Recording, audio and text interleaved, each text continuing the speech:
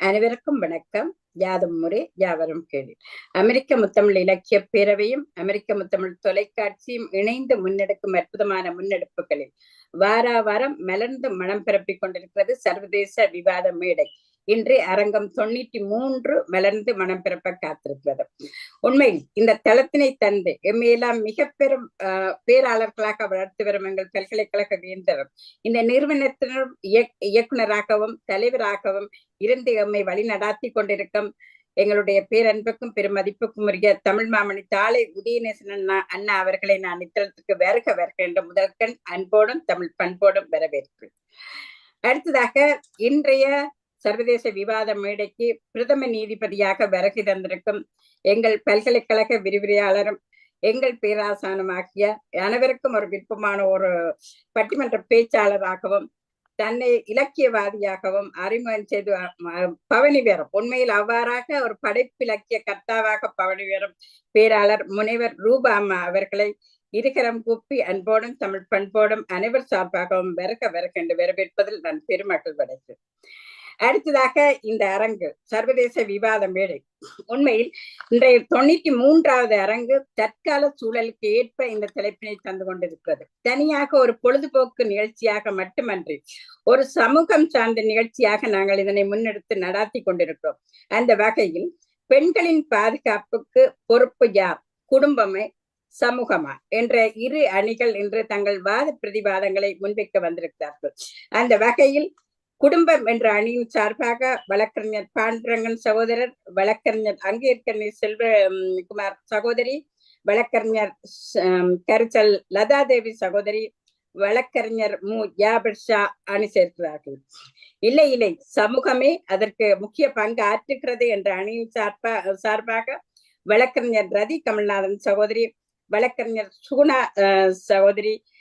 சுகுணா சுதாகரன் சகோதரி, வழக்கறிஞர் ரமணி மாடசாமி ராஜா சகோதரி இவர்களுடன் திருமகள் ஸ்ரீ பத்மநாதனும் அணி சேர்க்கிறார்.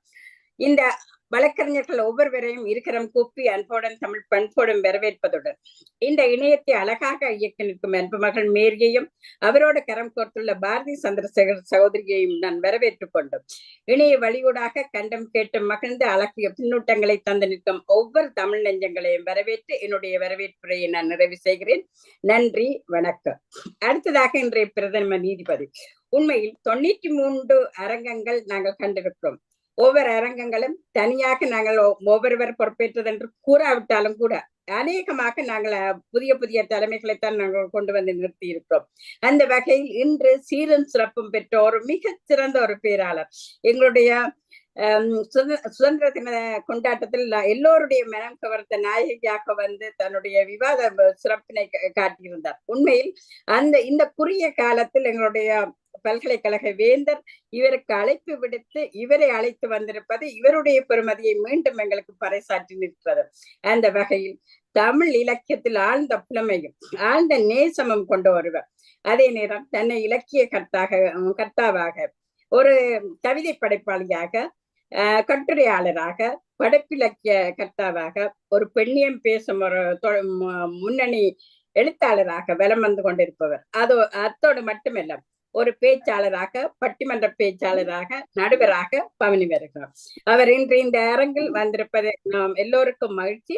அந்த வகையில் இந்த அரங்கை தன்னுடைய தலைமை உரையாற்றி பொறுப்பேற்குமாறு இன்றைய பிரதம நீதிபதி அவர்களை அன்போடு அழைக்கிறேன். பாருங்கள் அம்மா, பாருங்கள். நன்றி அம்மா. இருந்தமிழே உன்னால் இருந்தேன், எமையோர் விருந்தமிழ்தம் என்றாலும் வேண்டேன் என்று கூறி என்னுடைய அன்னை தமிழை வணங்கி என்னுடைய உரையை துவங்குகிறேன். இந்த உலகிற்கு வெளிச்சம் தருவது சூரிய உதயம். ஆம், அதே போல் அயல்நாட்டில் வாழும் புலம்பெயர்ந்த தமிழர்களுக்கு, நம்முடைய தமிழின மக்களுக்கு ஒளி தருவது நம் அமெரிக்க முத்தமிழ் பல்கலைக்கழகத்தின் வேந்தர் ஐயா அவர்கள். தமிழ் மாமணி தாளை ரா உதயநேசன் ஐயா அவர்களை வணங்கி இருக்கரம் கொண்டு என்னுடைய சிரம் தாழ்த்தி வணங்கி ஐயா அவர்களை வணங்குகிறேன். நம் நிகழ்ச்சியினை அழகாக, மிக அழகாக புன்னகையோடு புன்னகை பூக்களை சிந்துகின்ற நம்முடைய சகோதரி கவிஞர் திருமகள் ஸ்ரீ பத்மநாபன் அம்மா அவர்களையும் வணங்கி என்னுடைய உரையை துவங்குகிறேன். அதோடு மட்டுமல்லாமல் இந்த இணையத்தில் இணைந்திருக்கக்கூடிய சான்றோர்களையும் ஆன்றோர்களையும் என் இனிய நண்பர்களையும் இனி பார்க்க இருக்கக்கூடிய குழந்தைகள் முதல் அனைத்து பெரியவர்களையும் சிறியவர்களையும் என்னுடைய கரம் கொண்டு வணங்குகிறேன். நிகழ்ச்சியில் கலந்து கொள்ள இயலவில்லை என்றாலும் வாழ்த்துக்களை அனுப்பிய நம்முடைய பல்கலைக்கழகத்தின் துணைவேந்தர் மற்றும் கல்வி குழும தலைவர் என அனைவரையும் நான் வணங்குகிறேன். நம்முடைய விவாத தலைப்பு இன்றைக்கு எல்லாருக்குமே தெரியும். விவாதம் செய்ய நம்முடைய தோழிகளும் தோழர்களும் வந்திருக்கீங்க. பெண்களின் பாதுகாப்புக்கு யார் பொறுப்பு? இங்க கிட்டத்தட்ட 6 பெண்மணிகள் பேச போகிறோம். 2 ஆண்கள் மட்டும்தான் இருக்கின்றார்கள். இந்த 6 பேருமே பெண்கள். இந்த பெண்களுடைய பாதுகாப்புக்கு யார் பொறுப்பு? குடும்பமா, சமூகமா என்று கேட்கும் பொழுது ஒவ்வொருவரும் ஒவ்வொரு கருத்தினை முன்வைக்க போகின்றோம். நாம் பார்த்த, அனுபவித்த, பார்த்து கொண்டிருக்கக்கூடிய, கேள்விப்பட்ட இந்த விடயங்கள் எல்லாத்தையுமே நாம் முன்வைக்க போகிறோம். இருந்தாலும் அந்த செய்தினை மிக அழகாக தொகுத்து வழங்கிக் கொண்டிருக்கக்கூடிய திருமகள் அம்மா அவர்களையும் நான் மீண்டும் ஒரு முறை வணங்குகிறேன். இங்க இருக்கக்கூடியவர்கள் எல்லாமே இந்த பேச்சாளர்கள் அப்படின்னு சொல்லி அந்த பட்டியலை பார்க்கும் பொழுது எனக்கு முதலில் தோன்றியது, ஐயோ என்ன கூப்பிட்டுட்டாங்களே, இது தலைமை ஏற்க நம்ம சரியான ஒரு தீர்ப்பு வழங்குவோமா என்று ஒரு அச்சம் எனக்குள்ளார வந்தது. இவர்களுடைய பெயர்களை பார்க்கும்போது கவிஞர் ஆ பாண்டுரங்கன், கவிஞர் அங்கேயர்கண்ணி செல்வகுமார், கவிஞர் சா லதா தேவி, கவிஞர் மு ஜாபர் ஷா, எல்லாமே கவிஞர்கள். அதோட பரவாயில்ல, அப்பவாவது நான் கொஞ்சம் பரவாயில்லப்பா கவிஞர்கள் அப்படின்னு மட்டும் நினைச்சிட்டு இருந்தேன். இப்ப அம்மா அறிமுகப்படுத்தும் போது சொன்னாங்க வழக்கறிஞர் என்று. அப்ப வாதம் எப்படி இருக்கும் அப்படிங்கிறது நம்ம சொல்லவே வேண்டாம். எல்லாமே வழக்கறிஞர்கள், நிறையவே அவங்களுடைய வாதத்தை முன்வைப்பார்கள். அடுத்தது சமூகமே என்ற அணியில பேச வந்திருக்கக்கூடிய சகோதரிகள் தெரியும். ரமணி அம்மா அவர்களை இப்பொழுதுதான் பார்க்கின்றேன். அந்த 18 மணி நேரம் உடற்சாதனை நிகழ்ச்சி அவற்றில் நான் பார்த்தேன், அம்மாவுடைய பேச்சு அவற்றையெல்லாம் பார்த்தேன். இருந்தாலும் வாதத்தில் நான் இப்பொழுதுதான் முதல் முறையாக பார்க்க போகிறேன். கவிஞர் திருமகள் ஸ்ரீ பத்மநாபன் அம்மா அவர்களை பற்றி நான் சொல்ல வேண்டும் என்றால், மிக அழகாக சிரித்து கொண்டே எல்லா நிகழ்ச்சிகளையும் அழகா ஒருங்கிணைத்துட்டு போறாங்க. அப்படி இருக்கக்கூடியவங்க இந்த அணியில, அதுவும் என்னுடைய தலைமையில பேச போறாங்கன்றது நான் மிக மகிழ்ச்சி அடைகிறேன். அதே போல கவிஞர் ரதி கமலநாதன் அம்மா அவர்களும் அதே போலதான் ரொம்ப அமைதியாக பொறுமையாக தன்னுடைய வாதத்தை வைப்பார்கள். அதே போல இன்றைக்கும் இல்ல எனக்கு குடும்பம் எல்லாம் கிடையாது, சமூகம் பொறுப்பா இருந்தாவே என்னுடைய பெண் பிள்ளைகள் எல்லாம் சரியா இருப்பாங்க அப்படின்னு சொல்லி தன்னுடைய வாதத்தை முன்வைக்க வந்திருக்கக்கூடிய ரதி கமலநாதன் அம்மா அவர்களையும், சுகுணா சுதாகரன் நம்முடைய சுதந்திர அந்த நிகழ்ச்சியின் போது பார்த்தேன், ஒரு 5 மணித்துளிகள் கொடுக்கப்பட்டது, அவற்றை அப்படியே தெரிக்க விட்டுட்டாங்க அந்த பேச்சு, அந்த அளவுக்கு இருந்தது. அம்மா அவர்களையும் கவிஞர் ரமணி மாடசாமி ராஜா அவர்களையும் நான் மீண்டும் ஒரு முறை வருக என்று வரவேற்கின்றேன். அம்மா, நம்ம நேரடியா தலைப்பிற்குள்ளார போயிடலாமா? அவங்க வைக்கக்கூடிய வாதங்களை வைத்து பிறகு என்ன நம்ம இதுன்றதை நம்ம பார்த்துக் கொள்ளலாமா? நான் சொல்வதை காட்டிலும் நீங்கள் முன்னாடி உங்களுடைய வாதங்களை வைத்தால் நன்றாக இருக்கும் என்று நினைக்கின்றேன். அந்த வகையில் நம்முடைய பேச்சாளர்களை அறிமுகப்படுத்தி வரவேற்க நம்முடைய திருமகள் அம்மா அவர்களை வருக என்று வரவேற்கின்றேன். நன்றி அம்மா. வாதங்களுக்கு பிறகு என்னுடைய உரையை துவங்குகிறேன் நான். மிக்க நன்றி. மிக சுருக்கமாக தன்னுடைய தலைமுறையாற்றி அணிச்சத்திருக்கிறார் எங்களுடைய இன்றைய பிரதம நீதிபதி அவர்களுக்கு மிக நன்றியையும் பாராட்டுகளையும் தெரிவிக்கிறேன். உண்மையில் அவருடைய மாணவர்கள் என்பதில், பல்கலைக்கழக மாணவர்கள் என்பதில் நாங்கள் பெருமகிழ்வு அடைகிறோம். ரதி கமல்நாதன் சௌதரி, சுதாகரன் சௌதரியோடு நானும் இணைந்து அவரிடம் தமிழ் இலக்கிய வரலாறு கற்றுக்கொண்டிருக்கும் மாணவர்கள் என்பதில் நான் மீண்டும் பெருமையோடு இந்த இடத்தில் குறிப்பிடுகிறேன். எங்கள் பேராசானுக்கு மீண்டும் எங்களுடைய நன்றி. அந்த வகையில் அனைவருக்குரிய நேரமும் 5 நிமிடம் என்பது ஏற்கனவே நீங்கள் அறியப்பட்டது. எங்களுடைய பல்கலைக்கழக வேந்தர் இணைந்திருந்தால், யாராவது வராவிட்டால் உடனடியாக இணைந்து விடுவார். அவ்வாறான விறுவிறுப்பான ஒரு எல்லோருக்கும் மிக மகிழ்வான ஒரு நிகழ்வு இந்த விவாத மேடை. இப்பொழுது நான் பெண்களின் பாதுகாப்புக்கு பொறுப்பு யார்? குடும்பமே என்றதை, ஏனெனில் நாங்கள் அண்மையிலிருந்து விலகி செல்வோம். குடும்பமே என்ற அணியை நான் முதலில் அழைக்க இருக்கிறேன். குடும்பமே என்ற அணியின் சார்பாக வழக்கறிஞர் பாண்டுரங்கன் சகோதரர் அவர்களை அன்போடு அழைக்கிறேன். வாருங்கள். வணக்கம். கேக்குதா? நன்றாக கேட்கிறது. நன்றாக கேட்கிறது. அனைவருக்கும் நன்றி. இன்னும் பெண்களின் பாதுகாப்புக்கு குடும்பம் தான் முதல்ல பாதுகாப்பு கொடுக்க வேண்டியது.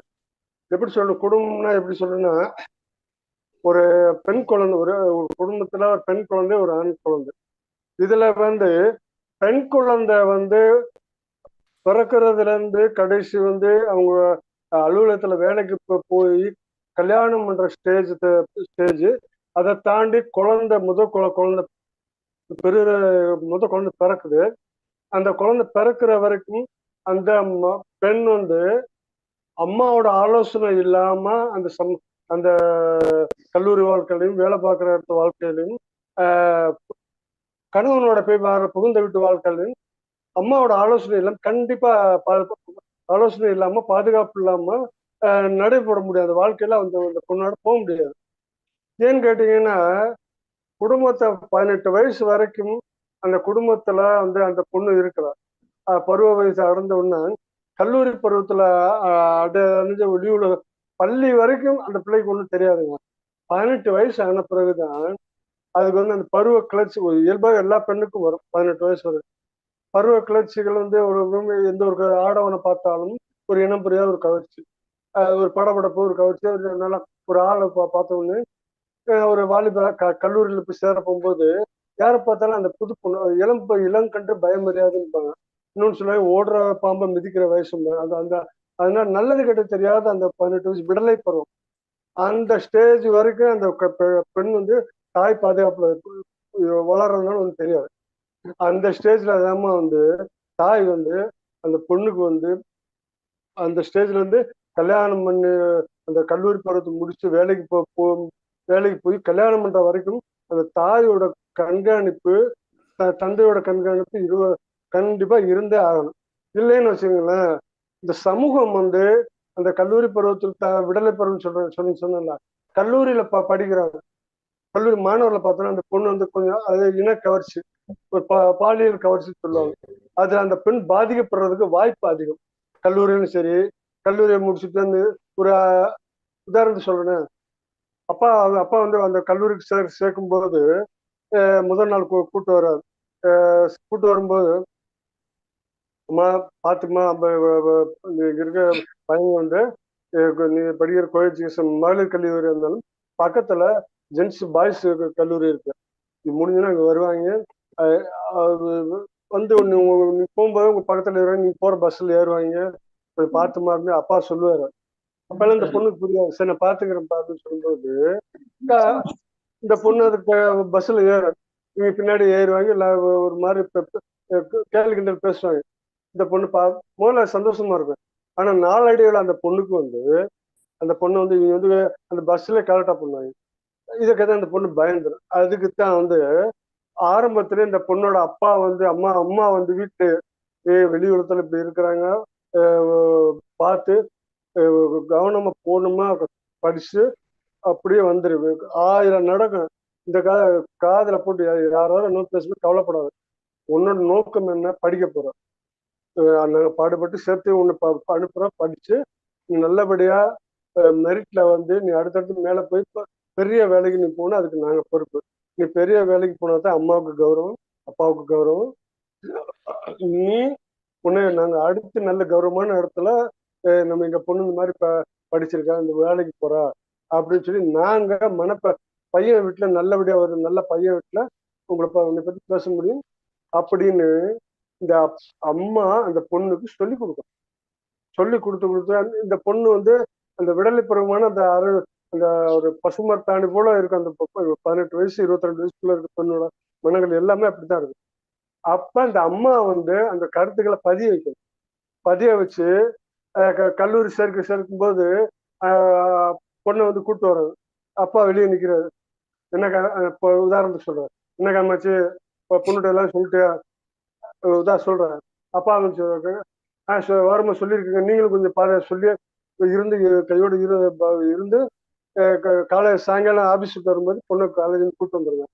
எல்லா பொறுப்புல தேவைப்படும் வந்து கல்லூரியில விடவும் சரி, காலையில விட்டுட்டு சாயங்காலம் வரும்போது வெயிட் பண்ணி கூப்பிட்டு வருவாங்க. இன்னொன்னு அலுவலகத்துல முதல் பொண்ணை வேலைக்கு சேர்க்க போற அப்பாவும் சொல்லுவாரு. அப்பா வந்து அம்மா வேலை பார்க்க வந்திருக்கேன், 4 பேர் 4 விதமா வருவாங்க, நீ பாட்டு வேலை வந்து சேர்ந்துவாங்க, நீ அமைதியா இருக்க பொண்ணு, நீ வாய் பேசுற பொண்ணு இருந்தா பயப்படுவாங்க, ஆனா உனக்கு வாய் பேச தெரியாது, விஸ்வதானமா இருந்து வேலை பார்த்து வேலை பார்த்து நீ உண்டு நீ உன்னை பத்தி யாரும் தப்பு சொன்னாலும் குறை சொல்லுவாங்க, கண்டுக்காத. உன் வேலையில நிதானம் இரு. நீ நிதானமா வேலை பார்த்தா தான், படப்படப்பில்லாம வேலை பார்த்தா உன் மேனேஜர் உன் மேலாளருக்கு ஒண்ணு பிடிக்கும். இந்த பொண்ணு பாரு சுத்தி இருக்க என்ன பிரச்சனை அமைதியா வேலையை கரெக்டா பார்த்துதுன்னு நீ உன்னோட மேலாளருக்கு நல்ல பேர் வாங்கணும் அப்படின்னு அப்பா சொல்லுவார். இது ரெண்டும் இல்லாம வெளியே வர்ற ஒரு பொண்ணு வச்சுக்கோங்களேன், அதாவது குடும்பத்தோட பாதுகாப்பான அந்த அறிகுறிகள் அந்த அரவணைப்பு இல்லாம வெளியே வர்ற ஒரு பொண்ணு வச்சுக்கோங்களேன். மன்னிக்க வேண்டும் சகோதரன், உங்களுக்குரிய காலம் நிறைவடைந்து விட்டது. நிதானமாக நிறைவு செய்யும். சரி. அதாவது இந்த ஆபத்து இருக்கிறதுனால பெண்களின் பாதுகாப்பு குடும்பந்தமா பொறுப்பு. சமூகம் சரிகிட்டு ஓடுதுமா, அதெல்லாம் அதுல இருந்து தப்பிக்கணும்னா பெற்றோர்கள் பாதுகாப்பு ரொம்ப முக்கியம். நன்றி. மிக அருமை ஐயா. பாண்டுரங்கன் ஐயா அவர்கள் பெண்கள் பாதுகாப்பாக இருக்க வேண்டும் என்றால் நிச்சயமாக ஒரு குடும்பத்தில் இருக்கக்கூடிய பெற்றோர்கள் அவற்றை சொல்லிக் கொடுத்து வளர்க்க வேண்டும். ஒரு அம்மா ஒரு குழந்தை எப்படி நடக்கணும், எப்படி பண்ணணும் அப்படிங்கறத சொல்லிக் கொடுத்து வளர்க்கணும் அப்படிங்கறத சொல்லியிருக்காங்க. அதே போல ஒரு அப்பா பாதுகாப்பாக இருக்கணும் அப்படிங்கிற போற இடத்துல 1000 இருக்கும், அதையெல்லாம் தாண்டி உன்னுடைய வேலை என்னவோ நீ எப்படி இருக்கணுமோ அதை மட்டும் பார்த்து கொண்டு வா என்று தன்னுடைய பிள்ளைக்கு சொல்லிக் கொடுக்கும் போது நிச்சயமாக அந்த பெண் பாதுகாப்பாக இருப்பாள் என்று அந்த தைரியத்தை கொடுக்கணும். பெண் குழந்தைகளுக்கு தைரியம் கொடுத்தால் அந்த குழந்தை எந்த இடமாக இருந்தாலும் எப்படிப்பட்ட சூழலாக இருந்தாலும் அவற்றை அவள் சமாளித்துக் கொள்வாள். அந்த தைரியத்தை கொடுக்க வேண்டியது பெற்றோருடைய கடமையே. ஆகவே குடும்பம் தான் முதல் பாதுகாப்பு அவர்களுக்கு கொடுக்க வேண்டும் என்று தன்னுடைய கருத்தினை மிக ஆணித்தரமாக பதிவு செய்திருக்காங்க. ஐயா அவர்களுடைய அந்த வாதத்தை கேட்டு எனக்கு ஒரு கதை தான் நினைவுக்கு வந்தது. என்னவென்றால், ஒரு வீட்டில் ஒரு பெண் அந்த பெண் அந்த வேலையை செஞ்சுட்டு இருக்காங்க, இந்த வேலையை செஞ்சுட்டு இருக்காங்க, என்னால எதுவுமே செய்ய முடியலன்னு ஒரு பெண் புலம்பிட்டே இருந்தாங்களாமா. அப்ப அந்த பெண்ணுடைய கணவர் சொன்னாராமா, அதோ பறக்குது பாரு, அந்த பட்டத்தை பாரு அப்படின்னு சொன்னாங்களாம். பார்த்தேன், நல்லாதான் இருக்கு அந்த பட்டம் அப்படின்னு சொன்னாங்களாம். அந்த பட்டத்தை மேலும் பறப்பதற்கு யார் காரணம் என்று கேட்டாங்களாம். அந்த பட்டம் மேலே பறப்பதற்கு அந்த பையன் கையில் அந்த நூலை கட்டி கொண்டு அப்படி பிடித்து கொண்டிருக்கிறான், அந்த நூல் தான் அந்த பட்டத்தை தாங்கி கொண்டிருக்கிறது அப்படின்னு சொல்லி அந்த அம்மா சொன்னாங்களாமா. அந்த இப்போ கொஞ்ச நேரத்துல அந்த நூலை நம்ம துண்டித்து விட்டால் அது என்ன ஆகுமா அந்த பட்டம் அப்படின்னு சொல்லி கேட்டாங்களாமா. அந்த நூலை துண்டித்து விடும் பொழுது அந்த பட்டமானது எங்காவது சென்று ஒரு மரத்தில் மாட்டிக்கொள்ளலாம், அல்லது கிளையில் மாட்டிக்கொள்ளலாம், அல்லது அதோடைய கிழிந்து விடலாம். அந்த பட்டம் கிழிந்து விடலாம், அதுக்கப்புறம் அதால பறக்க முடியாது அப்படின்னு சொன்னாங்களாம்.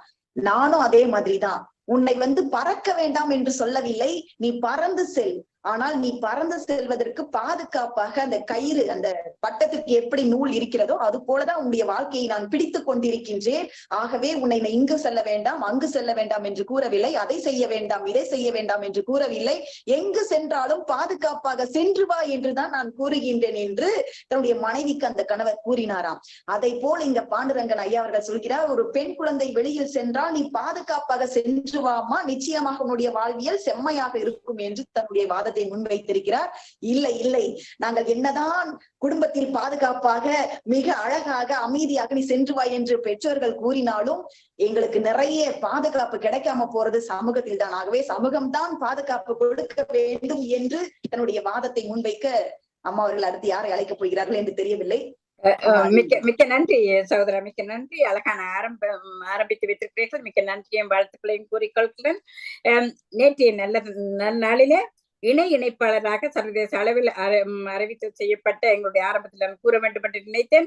ரதி கமல்நாதன் சகோதரிக்கு வாழ்த்துக்களையும் பாராட்டுகளையும் அனைவர் சார்பாக தெரிவித்துக் கொண்டு சமூகம் சார்பாக அவர் தன்னுடைய கருத்துக்களை கூறுவதற்காக அன்போடு அழைக்கிறேன். வாருங்கள் அன்பு சகோதரி ரதி கமல்நாதன் அவர்களை அன்போடு அழைக்கிறேன். நன்றி அம்மா. அனைவருக்கும் இந்நேரையினிய அன்பான வணக்கத்தை முதலில் கூறிக்கொண்டு 93வது விவாத மேடையிலே இங்கு பெண்களின் பாதுகாப்புக்கு பொறுப்பு யார், குடும்பமா சமூகமே என்ற அழகான ஒரு தலைப்பையும் எங்களுக்கு எடுத்து தந்து இன்றைய நீதி அரசராக இங்கு விளங்கி கொண்டிருக்கின்ற எங்களுடைய ஆளுமை தலைமையாம் பேராசிரியர் ரூபம்மா நீதியரசர் அவர்களை வணங்கி அத்தனை பேச்சாளர்களையும் வணங்கி நிறுவனர் ஐயாவுக்கும் எனது வணக்கத்தை கூறி எனது உரைக்குள் நான் வருகின்றேன். இங்கே தரப்பட்டது உண்மையிலேயே குடும்பம் என்று பார்த்தால் குடும்பம் இயல்பாகவே பெண்களுக்கு மட்டுமில்லை அதாவது தன்னுடைய பிள்ளைகளுக்கு. குடும்பம் என்றால் அந்த எல்லோருக்குமே பாதுகாப்பு கொடுக்கின்ற ஒரு இடம் தான் அது குடும்பம். அப்ப நாங்கள் இங்க அது பொறுப்பு என்று சொல்ல முடியாது. அவர்கள் தங்களுடைய பொறுப்பாகத்தான் நடந்து கொண்டிருக்கின்றார்கள். அது ஆணாக இருக்கலாம், பெண்ணாக இருக்கலாம். ஆனால் அதிலும் நாங்கள் இங்கு பார்க்கும்போது ஒரு பெண்ணானவள் பாதுகாக்கப்பட வேண்டும். அது யார் பொறுப்பு என்று பார்த்தால் சமூகமே என்ற கருத்தைத்தான் நான் முன்வைக்கின்றேன். ஏனென்றால் அந்த வீட்டு சூழலிலிருந்து அந்த பெண் வெளியேடுகின்ற ஒவ்வொரு கணத்திலும் அந்த பெண்ணை சுற்றி இருப்பது அந்த சமூகம்தான். ஒரு பள்ளியாக இருக்கலாம், அது பள்ளியை கடந்து ஒரு வேலை செய்கின்ற இடமாக இருக்கலாம், அது அந்த வேலை செய்கின்ற இடங்களாக இருக்கலாம், அல்லது அவர் கூட்டாக செல்லுகின்ற இடங்களா எந்த ஒரு இடமாக இருக்கலாம், அது போக்குவரத்து இடமாக கூட இருக்கலாம். எந்த இடத்தை நாங்கள் எடுத்துக்கொண்டாலும் அந்த பெண்ணை சூழ இருப்பது அந்த சமூகம். சமூகம் என்பது அந்த குடும்பத்தை தவிர்ந்த ஒவ்வொரு தனிமனிதனும் சேர்ந்திருக்கின்ற இடம்தான் அந்த சமூகம். அப்படியான காலகட்டத்திலே ஒரு பெண்ணுக்கு எங்கே பாதுகாப்பு இருக்கிறதா? பின்னாலும் முன்னாலும் அம்மா அப்பா தெரிய முடியாது, ஆனா அவர்கள் சொல்லித்தான் வளர்த்திருக்கிறார்கள். அந்த பெண் தானாக எந்த ஒரு தவறையும் செய்யவில்லை. ஆனால் இன்றைய காலகட்டத்தில் எத்தனை சீர்கேடுகள் நடக்கின்றதம்மா. எப்போது பார்த்தாலும் எந்த செய்தியை பார்த்தாலும் பெண்கள் துஷ்பிரயோகம் செய்யப்படுகின்றார்கள். உண்மையிலேயே இது எதற்கு இதுக்கு பொறுப்பானவர்கள் யார் என்று பார்த்தோம்னா நிச்சயமாக இந்த சமூகம் தான். பள்ளியிலே அங்கு ஆசிரியர்கள், மாணவர்கள், அதிபர் அனைவருமே பொறுப்பானவர்களாக இருக்க வேண்டும். ஒரு இடத்திலே ஒரு அந்த பெண்ணுக்கு ஒரு தீங்கு வர போதென்றால் தட்டி கேட்க வேண்டும். அங்கு எல்லோருமே பயந்து கைகட்டி கொண்டு நிற்கிறார்கள். என் தெருவிலே இருக்கின்ற அந்த நீதிக்கு உண்மையானவர்களாக இருக்கின்ற அந்த சட்டத்துக்கு உண்மையானவர்களாக இருக்கின்ற அந்த காவல்துறை கூட கண்மூடி கொண்டு இருக்கின்ற நிலையை பார்க்கின்றோம். இதெல்லாம் இருந்து எதுக்குள் அடங்குகின்றது என்றால் இந்த சமூகத்திற்குள் தானே அம்மா அடங்குகின்றது. இவர்கள் ஒவ்வொருவரும் பொறுப்பாக இருந்தால் நிச்சயமாக பெண்கள் பாதுகாப்பாக வீட்டிலிருந்து எப்படி சென்றார்களோ அப்படி தங்களுடைய வீட்டிற்கு மீண்டும் திரும்பி வரக்கூடிய ஒரு சூழல் உருவாகும் அம்மா என்பதுதான் உண்மையானது. அது மாத்திரமல்லாமல் ஒரு பெண் என்று நாங்கள் பார்க்கும் போது அவளுடைய கற்பு மாத்திரமல்ல, அவளுடைய உடல் உளம் அத்தனையும் அங்கு பாதுகாக்கப்பட வேண்டிய ஒரு கட்டாயத்திலே இருக்கின்றோம். அந்த கற்புக்கு அப்பால் அந்த பெண் அந்த உடலால கூட உளத்தாலும் கூட அவள் பாதிக்கப்படாமல் இருக்க வேண்டும் என்றால் அதுக்கு இந்த சமூகம் தான் காரணமே. அவர்களுடைய சேர்ந்து திரிகின்ற தோழர்களாக இருக்கலாம், அல்லது அவர்களுடைய வேலை செய்கின்ற ஒரு சகபாடிகளாக இருக்கலாம். இவர்களாலே அந்த பெண் பாதிக்கப்படுகிறாள். அந்த இப்ப நாங்கள் பாதுகாப்பு என்று யோசிக்கும் போது எங்கே அந்த பாதுகாப்பு தேவைப்படுகிறது? ஆபத்து என்று எங்கு வரும்போது அங்குதான் அந்த பாதுகாப்பு தேவைப்படுகிறது. ஒரு பெண்ணுக்கு எங்கிருந்து பாதுகாப்பு வருகிறதம்மா? நிச்சயமாக குடும்பமாக இருக்க முடியாது. எனவே அவளுக்கு பாதுகாப்பு, ஒரு பெண்ணுக்கு பாதுகாப்பு பொறுப்பாக இருப்பது சமூகமாகத்தான் இருக்க வேண்டும். ஒவ்வொரு தனிமனிதனும் சமூகத்துக்குள்ளே அடக்கப்படுகின்றான். அந்த ஒவ்வொரு தனிமனிதனும் எனது அம்மா, எனது தாய், எனது பெண், எனது மனைவி, எனது தங்கை, எனது அக்கா என்று ஒவ்வொரு பெண்ணையும் ஒவ்வொரு ஆணும் நினைப்பானேயானால் நிச்சயமாக எங்களுடைய பெண்கள் பாதுகாப்பாகத்தான் இருப்பார்கள். இதுதான் உண்மையிலேயே நாங்கள் பார்க்க வேண்டும். இதில் நாங்கள் குடும்பத்தை எடுத்துக்கொண்டு குடும்பம் எப்போதுமே அவர்கள் பாதுகாப்பாகத்தான் பெண்களுக்கு எல்லாம் சொல்லிக் கொடுப்பார்கள். எனவே உண்மையிலேயே நான் பார்க்கின்றேன் இதற்கு காரணமாக மிக மிக பொறுப்பாக இருக்க வேண்டியவர்கள் இந்த சமூகம்தான். போனால் போகட்டும் போடா என்று பார்த்து விட்டு திரிகின்ற இந்த சமூகத்தாலே தான் இன்றைய பச்சிலம் பாலக பெண் குழந்தைகள் முதல் பல்லு விழும் பாட்டி வரை இது பல்வேறுபட்ட துன்பத்துக்கு ஆளாகின்றார்கள். அப்ப இதற்கு காரணம் யாராக இருக்க முடியும் அம்மா?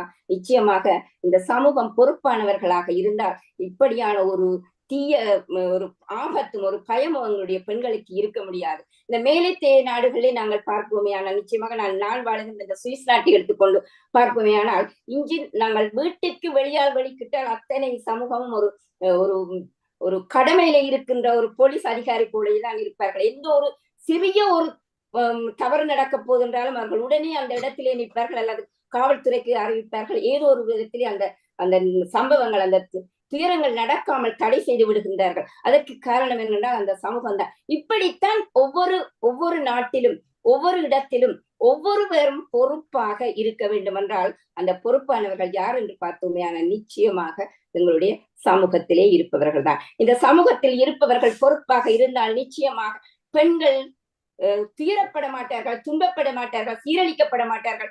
அண்மையில் நடந்த ஒரு விடயம் கூட இதனை எங்களுக்கு சுட்டி காட்டுகிறது என்று கூறி என் வாய்ப்புக்கு நன்றி கூறி வணங்கி நிறைவு செய்கின்றேன். பெண்களின் பாதுகாப்புக்கு பொறுப்பாக சமூகமே இருக்க வேண்டும் அம்மா. நன்றி, வணக்கம். அருமை அருமை அம்மா. அதாவது ஒரு பெண் குழந்தை என்னதான் வீட்டில் சொல்லிக் கொடுத்து வளர்த்தாலும் நீ பாதுகாப்பாக இரு, சென்ற இடத்தில் இப்படிதான் இருக்க வேண்டும் என்று சொல்லிக் கொடுத்து வளர்த்தாலும் அந்த பெண் குழந்தையை பாதுகாப்பது எல்லா இடங்களுக்கும், அம்மா ரதி அம்மா அழகா சொன்னாங்க, முன்னாலையும் பின்னாலையும் போயிட்டு இருக்க முடியாது ஒரு பெண் குழந்தை பின்னாடி. இப்ப பேருந்துல பயணம் செய்யும் போது அந்த இடத்தில் அம்மா கூடவே செல்ல முடியுமா என்று கேட்டால் நிச்சயமாக இல்லை. பள்ளிக்கூடத்துல கொண்டு போய் விடுறாங்க, பள்ளிக்கூடத்துல அம்மா இருக்க முடியுமா என்று கேட்டால் இல்லை. அலுவலகத்துல பணிபுரிகிறாங்க, அம்மா இருக்க முடியுமா என்று கேட்டால் இல்லை. இப்படி எல்லா இடங்களிலும் அம்மாவால் இருக்க முடியாது. அந்த சமூகத்துல இருக்கக்கூடிய மக்கள் எல்லாருமே அனைவருமே இது என்னுடைய குழந்தை, அவள் யாரோடைய குழந்தை, யார் பெத்த பிள்ளையோ அப்படின்னு சொல்லாம இது என்னுடைய பிள்ளை, நான் நிச்சயமாக இந்த குழந்தையை பத்திரமாக பாதுகாப்பாக பார்த்துக் கொள்வேன் என்று ஒவ்வொருவரும் நினைக்கும் பொழுது நிச்சயமாக அந்த குழந்தை பாதுகாப்பாக இருக்கும் என்று தன்னுடைய கருத்தினை ஆணித்தரமாக பதிவு செய்துள்ளார். அதாவது பெண்கள் அப்படிங்கிற போது நீங்க உடல் அளவுல மட்டும் பாதிக்கப்படுறது ஒரு பாதிப்பு கிடையாது, உள்ளத்தளவிலும் பெண்கள் நிறைய பாதிக்கப்படுறாங்க. அது வேலை செய்யக்கூடிய அலுவலகமாக இருந்தாலும் சரி, படிக்கக்கூடிய இடமாக இருந்தாலும் சரி, எல்லா இடங்களுமே அவங்க நிறைய பாதிக்கப்படுறாங்க. அப்படி பாதிக்கப்படாம இருக்கணும் அப்படின்னு சொன்னா சமூகத்துல இருக்கிறவங்க நீங்க எப்படி உங்களுடைய குடும்பம் என்று பார்க்கின்றீர்களோ அதே போல சமூகத்தையும் தங்களுடைய குடும்பமாக பாருங்கள் என்று தன்னுடைய கருத்தினை விவாதத்தினை முன்வைத்திருக்கிறார். இல்லை இல்லை, நிச்சயமாக இவற்றிற்கு குடும்பம் தான் காரணமாக இருக்க வேண்டும் என்று ரதி அம்மாவுக்கு பதில் சொல்வதற்காக தன்னுடைய விவாதத்தை வைக்க அடுத்து வருபவர். மிக்க நன்றி சகோதரி, வாழ்த்துக்களையும் கூறிக்கொண்டு அடுத்த அணியின் சார்பாக வருகிறார் எங்களுடைய அன்பு சகோதரி வழக்கறிஞர் அங்கேற்கண்ணி செல்வகுமார் அவர்களை அன்போடு அழைக்கிறேன். வாருங்கள் அம்மா, தங்களுக்குரிய நேரம் 5 நிமிடம் என்பதை நினைவுபடுத்துகிறேன். வாருங்கள். நான் விரைவாக வருகின்றேன். அமெரிக்க முத்தமிழ் இலக்கிய பேரவை நிறுவனர் தாளை உதயநேசன் ஐயா அவர்களுக்கும் இந்நிகழ்வை நெறியாக செய்யும் திருமகள் ஸ்ரீ பத்மநாதன் அன்பு சகோதரிக்கும் தொழில்நுட்பத்தை இயக்கி எம்மை எல்லாம் இவ்வரங்கத்துக்கு அழைத்து வந்த மேரி அம்மாவுக்கும் விவாத அரங்கத்துக்கு தலைமை தாங்கி தீர்ப்பு கூற வந்திருக்கும் முனைவர் ரூபா அம்மைக்கும் என் சக கவி தோழமைகளுக்கும் எனது மாலை நேர வணக்கத்தை தெரிவித்துக் கொண்டு, பெண்களின் பாதுகாப்புக்கு பொறுப்பு குடும்பமா சமூகமா, நான் என்னுடைய தலைப்புக்கு வருகின்றேன். குடும்பமே என்பதை நான் ஆணித்தரமாக கூறுகின்றேன். இங்கே கூறிய என்னுடைய அன்பு சகோதரி தான் சொல்லியிருந்தால் பெண்கள் துஷ்பிரயோகம் செய்கின்றார்கள் என்று. அந்த பெண்கள் துஷ்பிரயோகம் செய்யப்படுகின்றது என்று சொன்னால் யார் செய்கின்றார்கள்? வீட்டில் உள்ள குடும்பத்தவர்கள் செய்வார்களா? இல்லை, சமூகம். அந்த சமூகம் எங்கிருந்து வந்தது? குடும்பத்தில் இருந்து வந்தது. அவர்கள் சீராக ஒழுங்காக வளர்க்கப்படாமல் வெளியே வந்தவர்கள் தான் இந்த துஷ்பிரயோகங்களை மேற்கொள்ளுகின்றார்கள். அதை முதல் நீங்கள் ஆணித்தரமாக, நாங்கள் ஒரு அணி என்று சொன்னால் நாங்கள் குடும்பமா சமூகமா என்று பார்க்க வேண்டும். எதுக்கும் ஒரு அடிப்படை அத்திவாரம் என்று சொல்வார்கள். அது எங்கிருந்தாலும் அது குடும்பத்தில் இருந்துதான் வருகின்றது. பெண்களின் பாதுகாப்புக்கு பொறுப்பு குடும்பமே என்று ஆணித்தரமாக கூற வருகிறேன். பெண் பிள்ளைகள் பிறந்து விட்டால் ஒவ்வொரு வயதை கடக்கும் போதும் அவருக்கு வேண்டிய பாதுகாப்பையும் தன் நம்பிக்கையையும் தற்காப்பு கலையையும் கற்றுக் கொடுக்கின்றார்கள் குடும்பத்தினர். சமூகமாக கற்றுக் கொடுக்கின்றது இல்லை. மகளாக வாடும் போது பெற்றோர்களின் கவனிப்பிலும் பராமரிப்பிலும் வாழ்ந்து வருகின்றார். அவளின் பாதுகாப்பை அவர்களே கண்காணிக்கின்றார்கள். இதற்கு சமூகம் எங்கே வருகிறது? ஒரு பெண் துணிச்சலோடு வாழ்ந்தால் அதற்கு அவளது குடும்பம்தான் பிள்ளைகளையும் தட்டி கேட்கும் தைரியத்தையும் துணிச்சலையும் கொடுத்து வாழ்கின்றார். அதற்கு காரணம் குடும்பம். அடக்கமின்மை, வாயாடி என்ற பெயர்களை சமூகம் அவர்கள் மீது திணிக்கின்றது. கல்லூரிகளில் படித்து இன்று பட்டம் பெற்று பெண் ஆளுமைகளாக வலம் வந்து கொண்டிருக்கும் பெண்களுக்கு யார் பாதுகாப்பு? குடும்பமா அல்லது சமூகமா? இன்று டாக்டராக, இன்று ஒரு ஆளுமையாக எங்கள் எல்லோரையும் ஒன்றை தீர்ந்த அமெரிக்க முத்தமிழ் இலக்கிய பேரவையிலே ஒரு கம்பீர பெண்ணாக வந்திருக்கும் ரூபா அம்மை உங்களுக்கு குடும்பமா சமூகமா பாதுகாப்பு தருகின்றது? சிந்தித்து பாருங்க. அது மட்டுமா, இன்று எங்களுடைய நாடுகளில் எத்தனையோ பெண்கள், வேலைக்கு செல்லும் பெண்கள், பல வாகனங்களில் போக்குவரத்து நெரிசல்களை சந்திக்கின்ற பெண்கள் அசம்பாவிதமான செயல்களை இன்று அவர்கள் நிறைய கண்டு கொண்டிருக்கின்றார்கள். இதற்கு தகப்பனோ அல்லது சகோதரன் தானே கூட்டிச் செல்லுகின்றார்கள். அது மட்டுமா, சமூகத்தின் மீது அவர்களுக்கு போதிய நம்பிக்கையே இல்லை. இந்த சமூகத்தின் மீது நம்பிக்கையே இல்லை. இன்று பெண் ஆளுமையாக, ஒரு இரும்பு பெண்மையாக, இன்று இந்தியா என்று சொன்னால் இந்திரா என்று சொல்லப்படுகின்ற அந்த பெண் இன்று துணிச்சலோடு உலகமே திரும்பி பார்க்கும் அளவுக்கு இன்று இருந்திருக்கிறார் என்று சொன்னால் அதற்கு யார் காரணம்? குடும்பமா அல்லது சமூகமா? பெண் எப்படி இருக்க வேண்டும், தன்னை எவ்வாறு பாதுகாக்க வேண்டும் என்று குடும்பம் கற்றுக் கொடுத்த பாடம்தான். அதனால் இரும்பு பெண்மணியானால் என்ன இந்திரா. பெண்களின் பாதுகாப்பு மட்டுமன்றி எந்த ஒரு விடயத்துக்கும் குடும்பம் தான் காரணமே தவிர வேறு யாரும் காரணமாக இருக்க முடியாது என்று மிகவும் ஆணித்தரமாக கூறி விடைபெற்றுக் கொள்கின்றேன். நன்றி, வணக்கம். வணக்கம், வாழ்த்துக்கள் அம்மா. குடும்பம் தான் ஒரு பெண்ணுடைய உயர்வுக்கு காரணம் என்று ஆணித்தரமாக பதிவு செய்திருக்கிறாங்க. அதாவது ஒரு பெண்ணினுடைய பாதுகாப்பிற்கு யார் காரணம் என்று கேட்டால் குடும்பமே. அந்த குடும்பம் தான் அந்த பெண் பிள்ளையை தைரியமாக, முனைப்புள்ளவளாக, முயற்சி உள்ளவளாக, அவளுக்குள்ளார ஒரு தைரியத்தையும் தன்னம்பிக்கையும் ஊட்டுகிறது. அந்த தன்னம்பிக்கை இருந்ததுனாலதான் இன்னைக்கு நம்ம இந்த இரும்பு பெண்மணி என்று இந்திரா காந்தியை அழைக்கின்றோம் அப்படின்னு சொன்னா, அவளுக்கு அவருடைய குடும்பம் கொடுத்த அந்த நம்பிக்கை தான், அந்த பொறுப்புணர்ச்சி தான். அது கொடுத்ததுனாலதான் அவங்க ஒரு நாட்டையே ஆளக்கூடிய அளவுக்கு வளர்ந்தாங்க. அப்ப இந்த இடத்துல பாதுகாப்பு கொடுக்கறது யார் அப்படின்னு பாத்தீங்கன்னா குடும்பம் தான் அப்படின்னு சொல்றாங்க. ஆனா செல்கின்ற இடங்களில் அவங்க இரும்பு பெண்மணியாக வந்தார்கள், அனைத்துமே செய்தார்கள். ஆனா ஒரு இந்திய நாட்டை கட்டி ஆளக்கூடிய அந்த தன்மையை கொண்டு வரணும் அப்படின்னு சொன்னா அந்த குடும்பம், அவங்க டெல்லி போகும்போது டெல்லி, சென்னை போகும்போது சென்னை, இப்படி எல்லா இடங்கள்லயும் வந்ததா என்று கேட்டால் நிச்சயமாக இல்லை. அப்படி அந்த குடும்பம் பாதுகாப்பாக இருந்திருந்தால் அவங்க இந்த மாதிரியான ஒரு நிலைமைக்கு தள்ளப்பட்டிருக்க மாட்டாங்க நான் நினைக்கிறேன். ஆகவே குடும்பத்தை காட்டிலும் சமூகம் தான் சிறந்த பாதுகாப்பை கொடுக்க வேண்டும். சமூகம் இந்த பாதுகாப்பை கொடுத்தால் அந்த பெண் நன்றாக சுதந்திரமாக தன்னுடைய செயல்களை செய்ய முடியும் என்று தன்னுடைய கருத்தினை வைக்க அடுத்ததாக வருபவர்.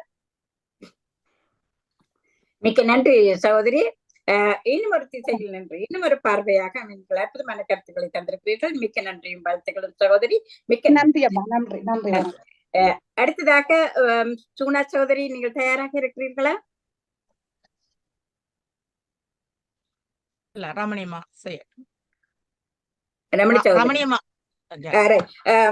நன்றி. அடுத்த விளக்கமாக சமூகமே பெண்களின் பாதுகாப்புக்கு பொறுப்பு என்று கூற வருகிறார் அன்பு வழக்கறிஞர் ரமணி மாடசாமி ராஜா சகோதரி அவர்கள். அன்போடு அழைக்கிறேன், வாருங்கள். அனைவருக்கும் வணக்கம். விவாத மேடை 93 என்ற தளத்தை நமக்கு அமைத்துக் கொடுத்திருக்கின்ற நிறுவனர் மற்றும் இந்த நெறியாளிகை ஸ்ரீ திருமகள் பத்மநாதன் அவர்களுக்கும் மற்றும் தலைமை ஏற்றிருக்கிற முனைவர் ரூபா அவர்களுக்கும், வழக்கறிஞர்கள் அனைவருக்கும், பின்புலத்தில் இருக்கின்ற மேரி சகோதரி ராதா சந்திரசேகர் அவர்களுக்கும் பணிவான வணக்கங்களை தெரிவித்துக் கொள்கிறேன். இன்றைய மிக அருமையான ஒரு தலைப்பு, பெண்களின் பாதுகாப்பிற்கு பொறுப்பு யார்? குடும்பமே சமூகமே.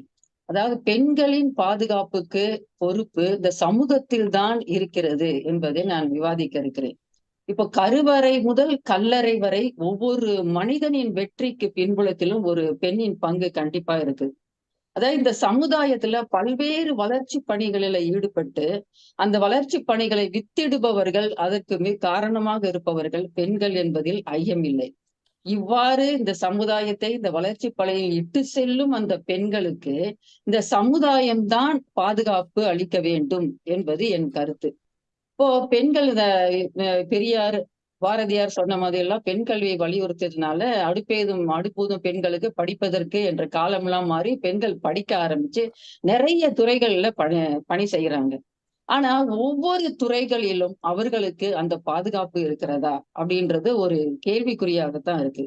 இது நகர்ப்புறங்களில பார்க்கும் போது தொழிற்சாலைகள், ஊடகங்கள், நிறுவனங்கள், மாதிரி நிறைய கம்பெனிகள், சாதாரண ஒரு ஆலை பரிஜாலையா இல்லையா எந்த ஒரு ஆலையா இருந்தாலும் அதுல வேலை செய்கிற அந்த பெண்களுக்கு அந்த சுதந்திரமாக இருக்கின்ற அந்த செயல் இருக்கிறதா, இல்ல பேச்சுரிமை இருக்கிறதா?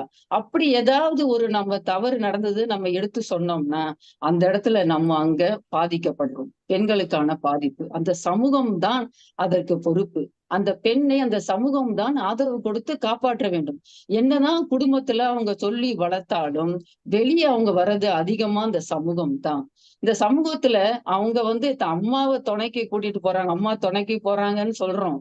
அந்த அம்மாவையும் பொண்ணையும் சேர்த்து கூட்டிட்டு போற சமூகமா தான் இருக்கு. அந்த பாதுகாப்பு கொடுக்க வேண்டியது சமூகம் தானே. அப்படி நிறைய நிகழ்ச்சிகள் நம்ம பாக்குறோம். தொலைக்காட்சிகள்ல கூட ஒரு பெண் அவமானப்படுத்துவதாகவும், பெண் கொலை செய்வதற்கு திட்டமிடுவதாகவும் இப்படிப்பட்ட அந்த சீரியல்ல தான் எடுக்கிறாங்க. இந்த சமூகம் ஏன் அதை தடுக்க முடியல? இதை பார்க்கின்ற இந்த சமூகத்தில் உள்ள பெண்களுடைய நிலை என்ன? எப்படி ஒரு பெண்ணை இந்த சமூகம் நினைக்கிறது? அதை பாதுகாப்பு கொடுக்க வேண்டிய இந்த சமூகம் இந்த ஒரு மனநிலையில் பெண்களை வைத்திருக்கிறதா? எங்க போனாலும் பாதுகாப்பு இல்ல. சின்ன குழந்தையில இருந்து வயதான பாட்டி வரைக்கும் பாதுகாப்பு இருக்குன்னு சொல்லவே முடியாது. ஒரு பிறந்த குழந்தை மருத்துவமனையில இருந்து தூக்கிட்டு போறாங்களே, அங்க எல்லா குடும்பமும் இருக்கு, பாதுகாப்பா பார்த்துட்டு தானே இருக்காங்க. அப்ப எப்படி அந்த குழந்தை வெளியே தூக்கிட்டு போறாங்க? ஏன் அந்த மியூட் ஆயிட்டீங்க சகோதரி.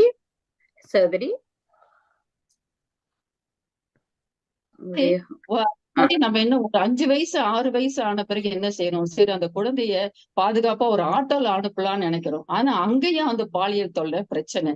அந்த ஆட்டோக்காரன் சும்மா விடுறதில்ல. அந்த குழந்தைய வன்முறைகளால சீரழிச்சு ரோட்ல போட்டு போயிடுறாங்க. எவ்வளவு ஒரு நிகழ்ச்சிகள். இதே பள்ளியிலயும் அவங்களுக்கு பாதுகாப்பு இல்லை. பள்ளியில போனாலும் அந்த குழந்தைகளுக்கு சில நிறைய சம்பவங்கள் ஏற்பட்டு அதுலயும் ஒரு பாலியல் இப்ப நடக்கிறது எல்லாமே பாலியல் தொல்லைகள் தான். பெண்கள் சின்ன குழந்தையா இருந்தாலும் வயதானவர்களாலும் இந்த பிரச்சனை தான் நடக்குது. எங்கேயும் பாதுகாப்பு இல்லை. ஏன் சமூகம் பார்த்துட்டு சும்மா இருக்கு?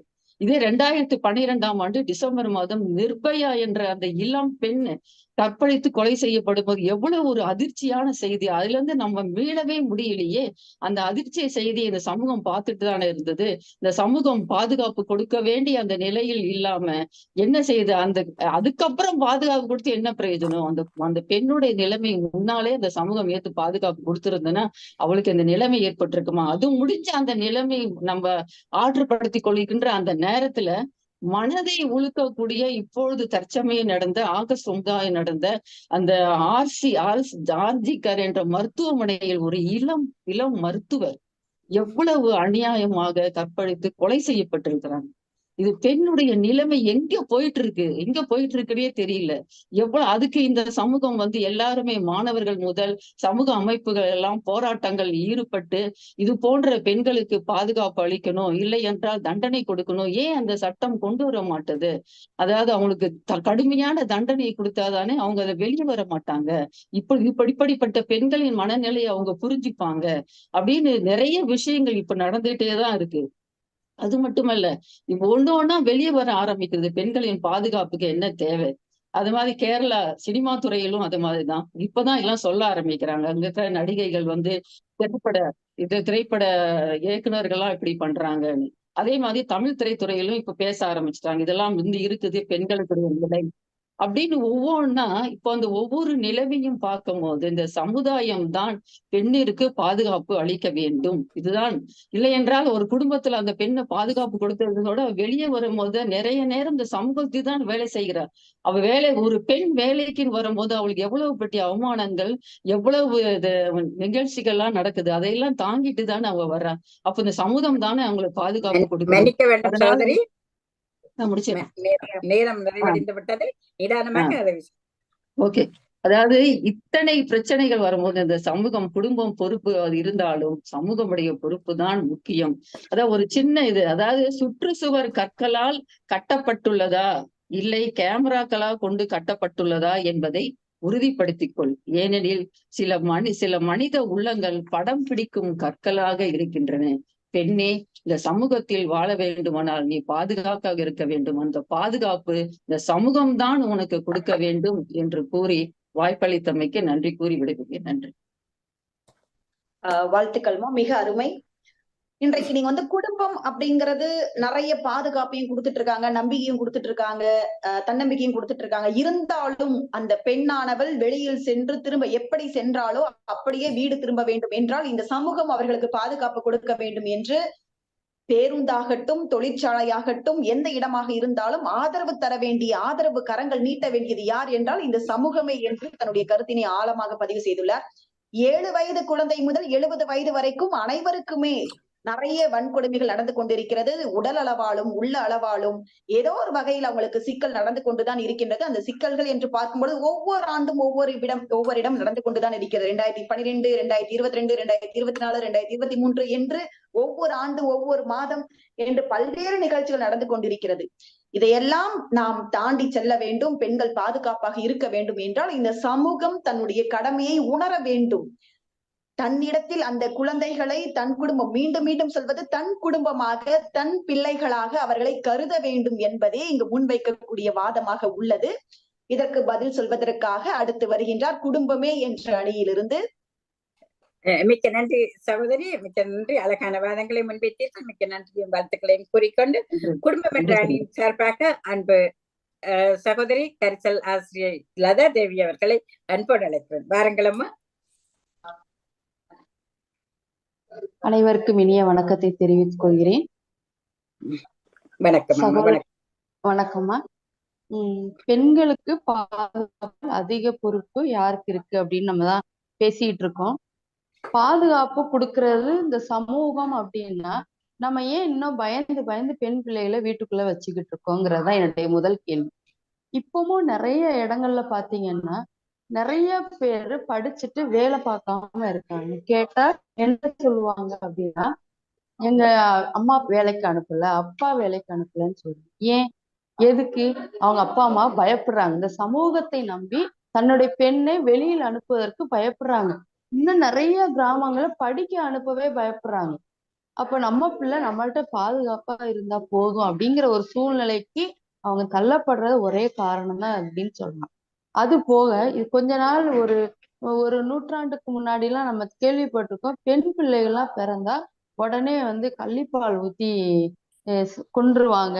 ஏன்னா பின்னாடி அந்த பிள்ளைக்கு சீர் செய்ய முடியாது, அப்படி பெண் பிள்ளை நமக்கு உதவாது அப்படிங்கிற ஒரு மனப்போக்கு இருந்துச்சு. நாளடைவுல அத நம்ம சமூக சீர்திருத்தவாதிகள்லாம் சரி செஞ்சு ஆணும் பெண்ணும் சமம் அப்படின்னு கொண்டு வந்தோம். அப்போ ஆணும் பெண்ணும் சமம் அப்படின்னு மனப்பக்குவத்துக்கு நம்ம வந்த நாட்களுக்கு அப்புறம் இந்த சமூகம் பெண் பிள்ளைகளை பார்க்கக்கூடிய விதம் மாறிடுச்சு அப்படின்னு தான் சொல்லணும். இப்ப ரதி அம்மா சொல்லும் போது சொன்னாங்க, சமூகத்துல இருக்க ஒவ்வொருவரும் தன்னுடைய பொறுப்பை உணர வேண்டும் அப்படின்னு சொன்னாங்க. அப்படி உணர்ந்தா இன்னைக்கு ஏன் நம்ம இவ்வளோ வன்புணர்வும் பாலியல் பலாத்காரமும் பெண்களுக்கு ஏற்படக்கூடிய கொடுமைகளும் பார்த்துக்கிட்டு இருக்கோம். சின்ன குழந்தையில இருந்து பெரிய வயது வித்தியாசமே கிடையாது. அழகா ஒரு கவிஞன் சொல்லுவான், ஒரு கம்புக்கு சேலை கட்டினா கூட இந்த சமூகம் அந்த அந்த கம்பை சும்மா விடாது. அந்த அளவுக்கு சீர்கேடு நடந்துகிட்டு இருக்கு. அப்ப இதெல்லாம் எங்க நடக்கு அப்படின்னா சமூகத்துல தானே நடக்குது. அவங்க எங்க பொறுப்பா நடந்துக்கிறாங்க? அப்ப அந்த பெற்றோர்கள், அந்த குடும்பத்துல உள்ளவங்க தான் அந்த பொறுப்பை பாதுகாக்கிறாங்க. தன்னுடைய குழந்தைக்கு நிறைய சொல்லி கொடுக்குறாங்க. இதுதான், இப்படிதான் இருக்கு, இங்க போனியா இப்படி நடந்துக்கும், இந்த இடத்துக்கு போனியா இப்படிதான் இருக்கணும், 4 மணிக்கு வந்துருவியா, 4 மணிக்கு அப்புறம் 4 மணிக்கு வந்துருவேமா அப்படின்னு ஒரு குழந்தை சொல்லிட்டு போனா அந்த பேரண்ட் 4:05க்கு போன் போட ஆரம்பிக்கிறாங்க. எங்க இருக்கு, எப்ப வருவ, ஏன் இவ்வளவு நேரம் ஆகுது, யார் கூட இருக்க, நீ தனியா வந்துருவியா அப்படின்ட்டு அந்த வீட்டுக்கு இருக்கக்கூடிய அத்தனை பேருமே அந்த குழந்தை வீட்டுக்கு வர்றதுக்கு முயற்சி எடுத்துக்கிட்டே இருப்பாங்க. இந்த சமூகம் என்ன பண்ணும்னு நினைக்கிறீங்க? ஒண்ணுமே பண்ணாது. அவங்களுக்கு நிறைய வேலை இருக்கு. சமூகத்துல ஒவ்வொருத்தருக்கும் பாதுகாப்பு கொடுக்கறதோ இல்லையா அவங்களுடைய பொறுப்பை உணர்ந்து செயல்படுவதற்கு யாருக்குமே நேரமே இல்லை. ஆனா குடும்பம் அப்படி கிடையாது இல்லையா? நம்ம வீட்டுல இருக்கக்கூடிய 2 குழந்தையோ அல்லது ஒரு குழந்தையோ நல்லபடியா அவங்க இருக்கணும் அப்படிங்கறக்காண்டி அவங்களால என்னென்ன முயற்சி பண்ண முடியுமோ அதை பண்ணிக்கிட்டே இருப்பாங்க. இன்னைக்கு இந்த மருத்துவருடைய படுகொலை ஒவ்வொருத்தருடைய மனதிலையும் ரணமா இருக்கு. இந்த சமூகம் தானே அதுக்கு பதில் சொல்லணும். எல்லாமே முடிஞ்சு அந்த மண்ணோடு மண்ணா அந்த பொண்ணு இன்னைக்கு போயிட்டா. அவ்வளவு அழகான ஒரு பொண்ணு, ஒரு மருத்துவர், எவ்வளவு கனவு, எவ்வளவு லட்சியம். இந்த சமூகத்தை நம்பிதானே அவங்க பேரண்ட்ஸ் அனுப்புனாங்க. இந்த சமூகம் என்ன பொறுப்பு எல்லாம் இருந்துச்சு சொல்லுங்க. இன்னைக்கு எல்லாம் முடிஞ்ச பிறகு நியாயம் வழங்குறோம் அப்படின்னா அவன் அந்த தண்டனை கொடுக்கறதுனாலயோ இல்ல ஒரு வருஷம் கழிச்சு அவன் வெளியில வர்றதுனாலே அந்த பொண்ணுக்கு நியாயம் கிடைக்குமா? இல்ல போன உயிர் தான் திரும்ப வருமா? இப்படி எல்லாம் பார்க்கும்போது நமக்கு இன்னும் பொறுப்புகள் அதிகமாகுது. அப்ப அந்த பொறுப்புகளை யார் செய்வா அப்படின்னா பெற்றோர்கள். குடும்பத்துல உள்ளவங்களை மட்டும்தான் செய்வாங்க. பெற்றோர்கள் மட்டும் இல்ல, அப்பா அம்மா மாமா தாத்தா பாட்டி, ஒரு வீட்டுல பெரியவங்க இருக்காங்கன்னு வச்சுக்கோங்களேன், உள்ளேயும் வெளியும் நடந்துகிட்டே இருப்பாங்க இந்த பெண் குழந்தை வீட்டுக்குள்ள வந்து சேர்ற வரைக்கும். அந்த அளவுக்கு அவங்களுக்கு வந்து ஒரு பதட்டம், இந்த சமூகத்தின் மேல ஒரு பதட்டம் இருக்கு. எப்ப வரும், என்ன நடக்கும், என்ன நடந்துக்குமோ, நம்ம பிள்ளைக்கு எதுவும் ஆயிருமோ அப்படின்னு சொல்லி அந்த குழந்தைய பாக்குற வரைக்கும் உயிரை கையில பிடிச்சுக்கிட்டு தான் நம்ம இன்னைக்கு வாழ்ந்துகிட்டு இருக்கோம். இதுதான் நிதர்சனமான உண்மை. இதை நம்ம வந்து மறுக்க முடியாது, யாராலுமே மறுக்க முடியாது. ஏன்னா இந்த விவாதத்துல இருக்க எல்லாருமே நம்ம கண் கூட பார்த்துட்டு இருக்கோம். அப்படி இருக்கும்போது அந்த பெண் குழந்தைகளுக்கு அதிக பாதுகாப்பு அப்படின்னு நம்ம மட்டும்தான் இருக்க முடியும். நம்ம தானே சொல்றோம், பாப்பா இந்த இடத்துக்கு போனா இப்படிதான் இருக்கணும், இந்த இடத்துக்கு போறியா போகக்கூடாது, இப்படிதான் இருக்கணும்னு நம்ம கொடுக்குறது யார்? நம்ம தானே சொல்லி கொடுக்குறோம். அப்ப நமக்கு தான் அந்த பொறுப்பு இருக்கு. நம்ம இதை எதையுமே சொல்லி கொடுக்காம சரி போ நீ வா அப்படின்னு நம்ம யாராவது சொல்ல முடியுமா சொல்லுங்க? அப்படி இருந்தாதான் அங்க வந்து நடக்கும். அப்படி இல்லாம நம்மளுடைய கடமையாக நம்முடைய பிள்ளைகளுக்கு அரவணைப்பு எவ்வளவு முக்கியமோ அதே மாதிரி பொறுப்புகளையும் அவங்களுக்கு சொல்லி கொடுக்கணும். அந்த பொறுப்புகளை சொல்லி கொடுக்கும் போதுதான் நான் நிம்மதியாக நம்ம வீட்டுல இருக்க முடியும். நன்றி. நிம்மதியாக நம்ம நம்ம வேலையை செய்ய முடியும், அந்த குழந்தைகள் பாதுகாப்பா இருக்க முடியும். அப்படி இருக்கும் பட்சத்துல இன்றைக்கு நான் சமூகத்துல நடக்கக்கூடிய சீர்கேடுகள் குறையணும் அப்படின்னா இந்த குடும்பத்துல உள்ளவங்க தங்களுடைய பொறுப்புகளை உணர்ந்து அந்த பெண் பிள்ளைகளுக்கு சொல்லி கொடுக்க வேணும். அதே மாதிரி நான் இந்த ஒரு சொன்னாங்க விவாதத்துல, சமூகங்கிறது யாரு? ஒரு குடும்பத்தில இருந்து வெளியில போறவங்க தானே சமூகம். அப்படி இருக்கும்போது அவங்களும் தன்னுடைய பொறுப்புகளை உணர்ந்தா கண்டிப்பா பெண்களுக்கு பாதுகாப்பு இருக்கும் அப்படின்னு சொல்லி இனிய வாய்ப்பளித்த உங்கள் அனைவருக்குமே நான் நன்றியை தெரிவித்துக் கொள்கிறேன். நன்றி, வணக்கம். மிக அருமை அம்மா, வாழ்த்துக்கள் அம்மா.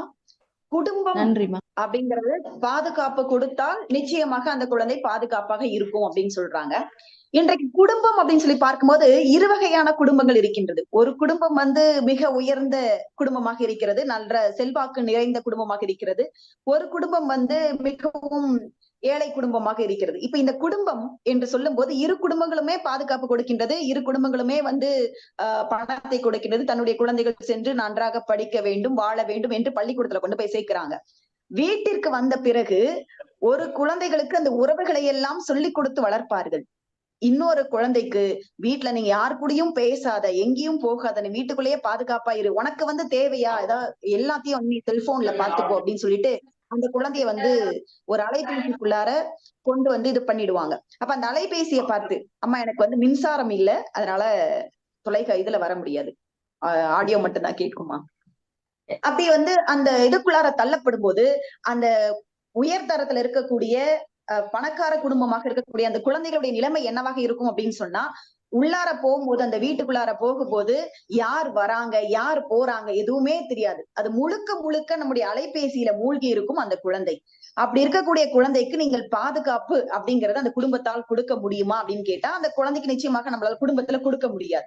அதே போல அந்த ஏழை குடும்பத்தில் வாழக்கூடிய அந்த குழந்தைக்கு பாதுகாப்பு கொடுக்க முடியுமான்னு சொல்லி கேட்டா அந்த இடத்துலயுமே நமக்கு சிக்கல் இருக்கிறது. இதோ பக்கத்து வீட்டு மாமா வந்திருக்காங்க, பக்கத்து வீட்டுல அண்ணா வந்திருக்காங்க, அவங்க கூட பேசுங்க பழகுங்க என்று சொல்லும் போது அந்த குழந்தைக்கு நம்ம முன்னாடியே சின்ன குழந்தையா இருக்கும் போதே நம்ம சொல்லி கொடுத்து வளர்ப்போம். என்ன அப்படின்னா, அம்மாக்கு ஒரு முத்தம் கொடு, மாமாவுக்கு ஒரு முத்தம் கொடு, அண்ணனுக்கு ஒரு முத்தம் கொடுன்னு சொல்லிட்டு. அப்ப அந்த குழந்தைகள் என்ன ஆகும் அப்படின்னு சொல்லி பாத்தீங்கன்னா, முத்தம் கொடுக்கிறது என்பது இயல்பாக இருக்கக்கூடிய ஒன்று.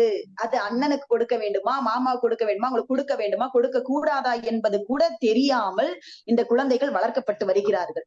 அப்படி இருக்கக்கூடிய சூழல்ல சில நேரங்கள்ல அந்த குடும்பமே அந்த பாதுகாப்பை கொடுக்கக்கூடிய சூழலில் இருந்து தவறுகிறார்கள் என்பதும் ஒரு உண்மைதான். இருந்தாலும் என்னதான் நான் கூறினாலும் இல்லை இல்லை, சமூகம்தான் இந்த பாதுகாப்புக்கு காரணமாக இருக்க வேண்டும் என்று கூற வருகின்றார் நம்முடைய சகோதரி. மிக்க நன்றி. அன்பு சகோதரி சுகுணா சுதாகரன் அவர்களை அன்போடு அழைக்கிறேன். சமூகமே காரணம், பொறுப்பாக இருக்க வேண்டும் என்ற அணியின் சார்பாக பேசுவதற்கு வாருங்களம்மா. சுகுணா சுதாகரன், அன்பு வழக்கறிஞர். மிக்க நன்றியும் வாழ்த்துக்களும் பாராட்டுதல்களும் அத்தனை பேருக்கும். பிரதம நீதிபதியை வணங்கி வாழ்த்தி கொண்டு அத்தனை பேரையும் என்னோடு அணைத்துக் கொண்டு என் விவாதத்துக்குள் செல்லுகின்றேன். பெண்களின் பாதுகாப்பிற்கு பொறுப்பு யார் என்பதுதான் எங்களினுடைய வினாவாக விவாதமாக இங்கே முன்வைக்கப்பட்டிருக்கின்றது. பெண்களின் பாதுகாப்பிற்கு பொறுப்பானவர்கள் குடும்பமே என்றும் சமூகமே என்றும் இங்கே வாதாடப்பட்டு கொண்டிருக்கின்ற இந்த நிமிடத்தில் நான் சமூகமே என வாதாட வந்திருக்கின்றேன். உண்மையில் நாங்கள் பார்த்தோமே ஆனால் நாடு முழுவதும் பேசு பொருளாக இருப்பது இன்று பெண்களின் பாதுகாப்பு. அது அத்தனை பேரும் அறிந்த ஒரு உண்மை. இங்கே விந்தியாகவும் வினோதமாகவும் எனக்கு இருக்கின்றது என்னவெனில், ஒரு பெண் குழந்தையானது, ஒரு பெண்ணானவள் பாதுகாக்க இருப்பதற்கு பொறுப்பு யார் என்றுதான் இங்கே கேட்கப்பட்டது. இங்கே எனக்கு முன் பேசியவர்கள் வந்து பேசியிருந்தார், அதான் அம்மா பயந்து பிள்ளைகளை வீட்டிலே வைத்திருக்கின்றோம் என்று. அங்கேதான் நான் சொல்லுகின்றேன், அது ஏற்றுக்கொள்ளப்படுகின்றது. பயந்து ஏன் வைத்திருக்கின்றீர்கள்? அங்கே பொறுப்பு சமூகம் இருக்கின்றது. சமூகம் என்றால் உங்களுக்கு தெரியும், ஒரு மனிதன் அல்ல, மனிதனை சுற்றி இருக்கின்ற அத்தனை பேரும் அங்கே சமூகமாக மாற்றப்படுகின்றார்கள். அந்த சமூக வலை பின்னலில் அந்த பொறுப்பு நிலையினால் தான் நீங்கள் பயந்து பிள்ளைகளை வீட்டிலே வைத்திருக்கின்றீர்கள். நீங்கள் சொன்னீர்கள் குடும்பத்தில் அத்தனை பாதுகாப்பும் இருக்கின்றது என்று. பாதுகாப்பாக நீங்கள் வளர்த்தால் ஒரு பெண் பிள்ளையை பாதுகாப்பை கொடுத்து அப்படியே வீட்டிலே வைத்திருக்க போகின்றீர்கள். ஒரு பிள்ளை பிறந்தது முதல் அதனுடைய வாழ்நாள் முழுவதும் நீங்கள் வீட்டிலே வைத்திருக்க முடியுமானால் ஏன் இந்த சமுதாயம், ஏன் இந்த வாழ்க்கை முறைகள், ஏன் இந்த இத்தனை கேள்விகளும், ஏன் இந்த சட்டங்கள், நீதிமன்றங்கள், இந்த எல்லாம் எதற்காக வருகின்றது? எனவே ஒரு சமூகம் என்பது வீட்டுக்கு வெளியே இருக்கின்றது. அது குடும்ப சூழலில் இருந்து, அது நாங்கள் எங்களுடைய அணியர் கூறினது போல் ஒரு பாடசாலையில் இருந்து, பல்கலைக்கழகத்தில் இருந்து, ஒரு வைத்தியசாலையில் இருந்து, ஒரு காவல்துறையில் இருந்து, ஒரு போக்குவரத்து நிலையங்களில் இருந்து எல்லாம் ஒன்றிணைந்து அங்கே சமூகமாக வருகின்ற போது அந்த வலை பின்னலில் சிக்கி சின்னாபின்னமாகின்ற பெண்ணின் நிலை நாங்கள் இங்கே கூறுகின்றோம். பெண்களுக்கு பாதுகாப்பு, அந்த பொறுப்பு யார் என்றுதான் கேட்கின்றோம். எனவே நிச்சயமாக ஒரு பெண் பிள்ளையானவள் இந்த சமூகத்திலே ஒரு நல்ல பிரஜையாக வாழ வேண்டுமேயானால் அத்தனை பொறுப்புகளும் குடும்பத்துக்கு அல்ல, குடும்பம் வளர்த்து விடுகின்றது. ஆனால் வழியிலே தலை நிமிர்ந்து தன்னை பாதுகாத்துக் கொள்வதற்கு அந்த சமூகமானது பொறுப்பான சமூகமாக மாற வேண்டும். பெண்களுக்கு மட்டுமல்ல இந்த கற்பு, இந்த குடும்ப கௌரவம், அதனை அந்த சமூகம் ஏற்றுக்கொள்ள வேண்டும். இரு பாலானருக்கும் அத்தனை பொறுப்பும் இருக்கின்றது என்பதனை சமூகம் ஏற்றுக்கொள்ள வேண்டும். எனவே எனது வாதம் என்னவெனில், பெண்களின் பாதுகாப்பிற்கு மிக மிக பொறுப்பு வாய்ந்தவர்களாக இந்திய காலகட்டம் அல்ல, அன்றைய காலகட்டம் அல்ல, சமூகமே சமூகமே சமூகமே. இந்த சமூகம் இல்லை என்றால் இந்த பெண்கள் பொறுப்பற்றவர்கள், பொறுப்புள்ள சமூகம் ஒன்று இருக்குமே ஆனால் தான் பெண்ணானவள் ஒரு ஆரோக்கியமான பெண்ணாக வாழ முடியும் என்பதனை இத்தருணத்தில் பதிவு செய்து கொண்டு அழகிய சந்தர்ப்பத்துக்கு நான் கூறி விடைபெறுகின்றேன். அம்மா, நன்றி, வணக்கம். அருமை அருமை அம்மா சுகுணம்மா, மிக அருமை. அப்படியே தெரிக்க விட்டுட்டீங்க போங்க. உண்மையாகவே ஒரு குழந்தை நீங்கள் குடும்பம் குடும்பம் என்று வைத்திருந்தால் குடும்பத்துக்குள்ளேயே வைத்துக் கொள்ள முடியுமா அந்த பெண்ணை? நிச்சயமாக முடியாது. அந்த குழந்தை வெளியே வேலைக்கோ அல்லது குடும்பத்துக்கோ ஏதோ ஒரு சூழல்ல தாய் தந்தையை பிரிந்தோ கணவரை பிரிந்தோ வர வேண்டிய சூழல் இருக்கும். அப்படிப்பட்ட சூழல்ல குடும்பம் எப்படி பாதுகாப்பு கொடுக்க முடியும்? நிச்சயமாக குடும்பம் பாதுகாப்பு கொடுக்க முடியாது. இந்த சமூகம் அதை உணர்ந்து கொள்ள வேண்டும். இந்த சமூகம் அவர்களுக்கு பாதுகாப்பு கொடுக்க வேண்டும். அதை தான் அவங்க ஆணித்தரமாக பதிவு பண்ணியிருக்காங்க. இதுக்கு நிறைய எடுத்துக்காட்டுகளையும் சொல்லியிருக்காங்க. இல்லை குடும்பம் தான் பாதுகாப்பு கொடுக்க வேண்டும் என்று வாதாட வருகின்றார். மிக்க நன்றி சூனா சகோதரிக்கும் நன்றி கூறிக்கொண்டு, குடும்பம் என்ற அணியின் சார்பாக நிறைய பேச்சாளராக வருகிறார் வழக்கறிஞர் ஜாபர் ஷா சகோதரர் அவர்கள். வாருங்கள் சகோதரா, வாருங்கள். அன்னை தமிழே ஆண்ட தாயே, மண்ணில் நான் உள்ளவரை நின் புகழை வீடாது காப்பேன். தமிழனைக்கு வணக்கத்தை கூறி நெறியாளர் அம்மா, நடுவர் ஐயா, இலக்கிய சூரிய நண்பர்கள் அனைவருக்கும் என் வணக்கத்தை தெரிவித்துக் கொள்கிறேன். நடுவர் அம்மா மன்னிக்கவும், நான் வணக்கத்தை தெரிவித்துக் கொள்கிறேன். ஒரு குழந்தையின் போதனை குடும்பத்திலிருந்து பிறக்கிறது. இந்த எதிர்கட்சிக்காரங்களுக்கு சொல்லிக்கிறேன், சமூகம் என்பது நீங்களும் நானும் தான். அதை விட வேற இல்லை. சமூகம் என்பது நீங்களும் நானும் தான். நீங்கள் உங்கள் வீட்டில் இருக்கிற வரை நீங்கள் உங்கள் பிள்ளை, நான் என் வீட்டில் இருக்கிறோம், நான் எங்கள் வீட்டு பிள்ளை. வெளியில் வந்து விட்டால் தான் சமூகம். அப்ப நாம 2 பேரும் வெளியில வந்துட்டால் சமூகம் அன்னையின் படி நடக்கும். அன்னையின் போதனை சமூகமாக மாறும். இந்த இடத்துக்கு போனா இப்படி நடக்கணும்பா அப்படின்று குடும்பத்தில் தான் முதலில் பயிற்சி கொடுக்கப்படுகிறார்கள். அவங்க சொன்னாங்க மாமாக்கு ஒரு முத்தம் கொடு, அண்ணனுக்கு ஒரு முத்தம் கொடு அப்படின்ட்டு. அது குடும்பத்துக்குள்ளாரதான் நடக்கும். நீங்க ஏன் உங்க பிள்ளைய பக்கத்து வீட்டுக்காரனை கூப்பிட்டுக்கிட்டு மாமான்னு காட்டுறீங்க? அங்கே உங்கள் போதனை தடுமாறுகிறது. ஆணை அடித்து வளர்க்க வேண்டும், பெண்ணை போற்றி வளர்க்க வேண்டும். அப்படிதான் நீங்க போற்றி வளர்க்கணும். நாம எல்லாருமே தெய்வ பக்தி உள்ளவர்கள் தான். எந்த நேரத்திலயும் கோயிலுக்கு போயிட முடியுமா? ஒரு பயம் இருக்குல்ல. நான் நைட்டு 1 மணிக்கு பள்ளிவாசலுக்கு போக மாட்டேன். எனக்கு பயம் இருக்கும். தெய்வம் என் தெய்வம் தான். அப்படி பள்ளிவாசலுக்கோ கோயிலுக்கோ போக பயப்படும் நீங்கள் சமூகத்துக்குள்ளார எப்படி போகணும் யோசிச்சுட்டு போகணும். அதுதான் பகுத்தறிவு அப்படின்னு ஒரு 100 கிராம் அறிவுன்னு பெரியார் சொல்லிட்டு போனாரு. அந்த பகுத்தறிவு உங்களிடம் இருந்தால் பாதுகாப்பு உங்களுக்கு நீங்களாகவே இருப்பீர்கள். எந்த இடத்துக்கு போனா எது நடக்கும், இப்படி நடக்க வேண்டும் என்று அன்னை வளர்ப்பு அப்பா சொல்லியிருப்பாரு, அண்ணன் சொல்லியிருப்பாரு. இப்படி எல்லாமே சொன்னா மட்டும்தான் அது நல்லபடியா நடக்கும். அப்படி அவர்கள் அப்புறம் வாங்க. இல்ல நான் கொஞ்சம் வேலை இருக்கு, அப்புறம் வாங்க. பட்டிமன்றம் இருக்கு ஐயா, பட்டிமன்றம் நடக்குது, பேசிட்டு வரேன் ஐயா. வாங்கி வையா.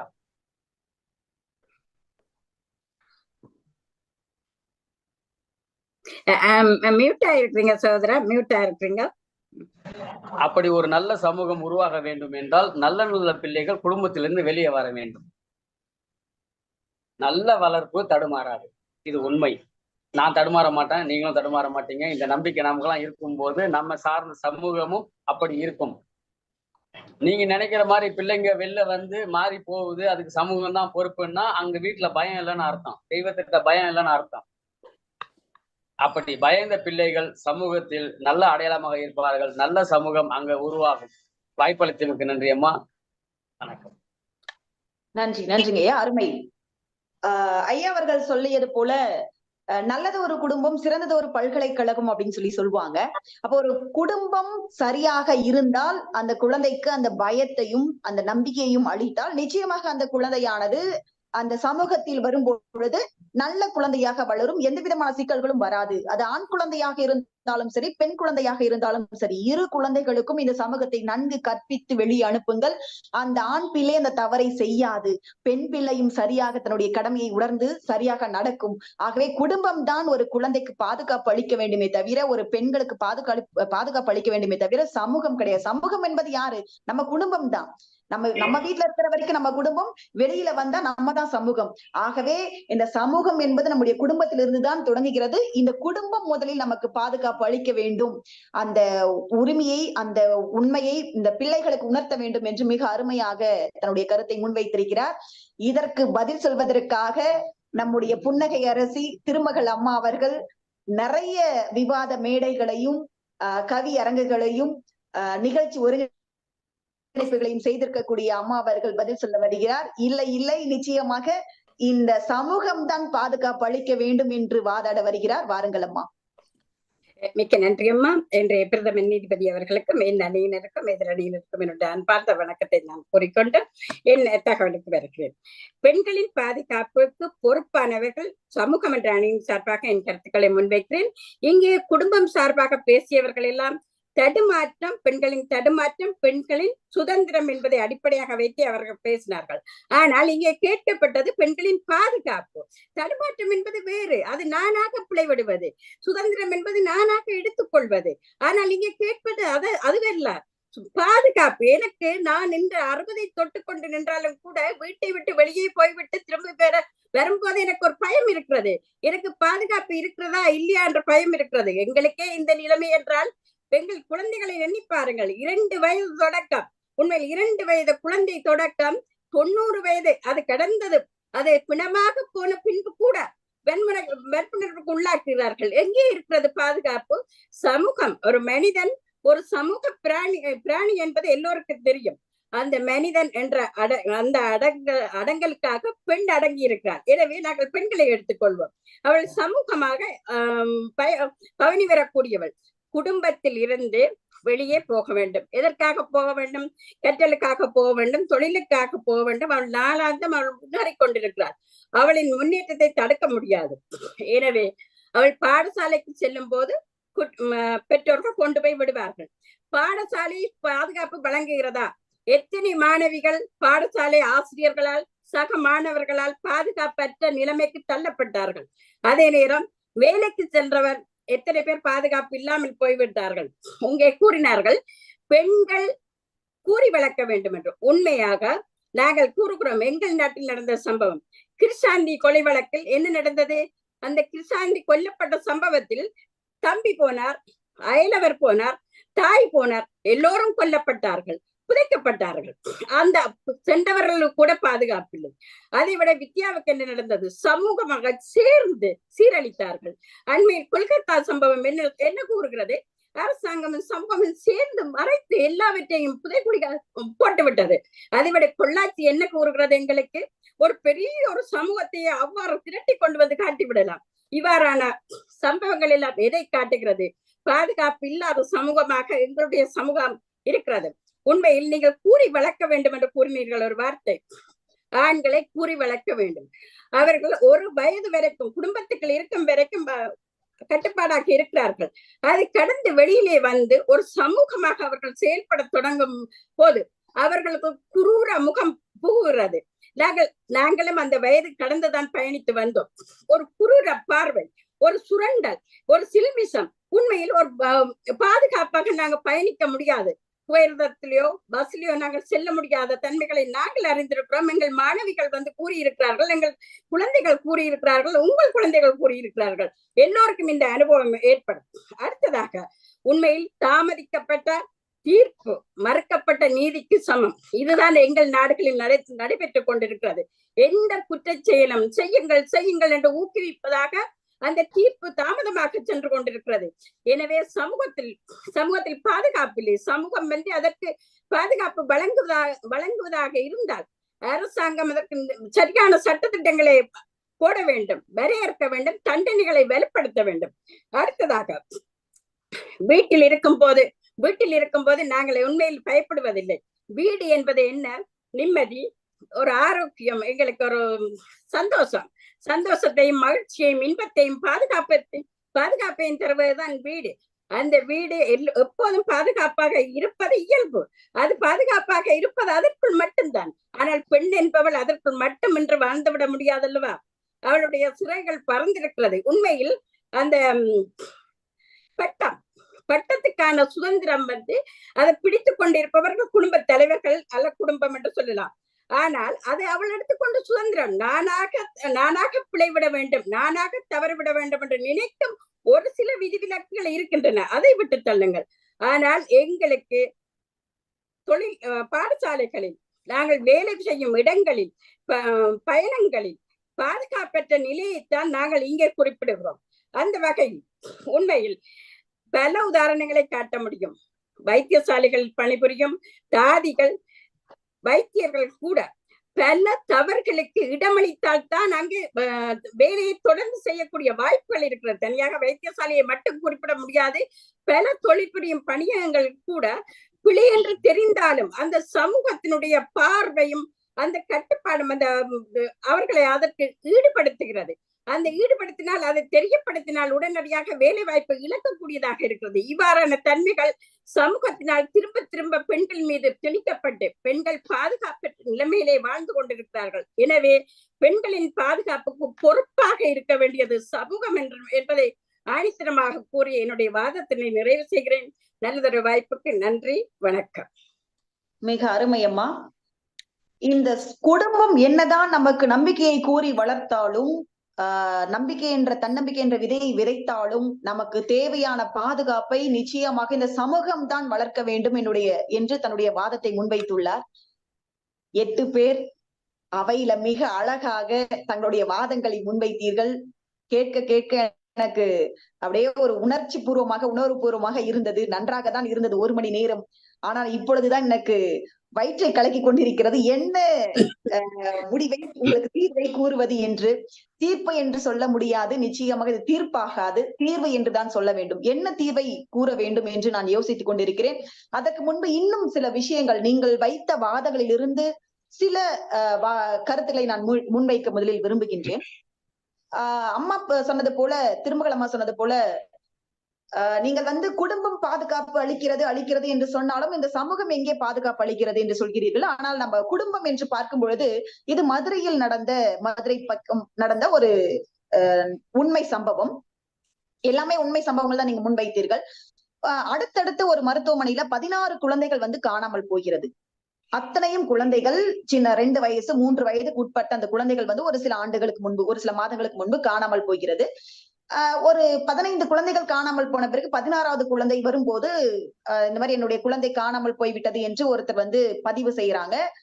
வழக்கு தொடுக்கிறாங்க. வழக்குல வந்து தீர்ப்பு விசாரிக்கிறாங்க. விசாரித்ததுல வந்து என்ன சொல்றாங்க அப்படின்னா, பாதிக்கப்பட்டவர்கள் எல்லாருக்கும் ஒரு குறிப்பிட்ட தொகையை வந்து அவங்களுக்கு உதவி தொகையாக கொடுக்க வேண்டும் அப்படின்னு சொல்றாங்க.